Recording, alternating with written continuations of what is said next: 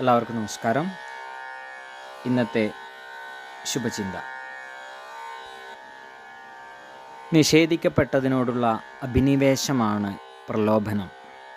നിരന്തരമായി ലഭിക്കുന്നതിനോടുള്ള അവജ്ഞയാണ് നിരാകരണം. ആകർഷണങ്ങളെ അടുത്തറിഞ്ഞുള്ള അകൽച്ചയാണ് അതിജീവനം. നിരോധിക്കപ്പെട്ട വസ്തുക്കളുടെ വശ്യതയേക്കാൾ അവ നിരോധിക്കപ്പെട്ടു എന്ന വസ്തുതയാണ് അവയെ ആകർഷകമാക്കുന്നത്. വിലക്ക് വിമുഖത ഉണ്ടാക്കില്ല. ആകർഷണത്തിനുള്ള ഏറ്റവും എളുപ്പമാർഗം ആകർഷിക്കപ്പെടേണ്ടതിനെ നിരോധിക്കുക എന്നതാണ്. ഒന്നിനോടുള്ള വൈമുഖ്യം അവയിൽ നിന്ന് ലഭിക്കുന്ന നേട്ടങ്ങളെ കണ്ടുകൊണ്ട് മാത്രമാകരുത്. എല്ലാവർക്കും നന്മകളുണ്ടാകട്ടെ. എല്ലാവർക്കും ജീവിത വിജയം ഉണ്ടാകട്ടെ. നന്ദി, നമസ്കാരം.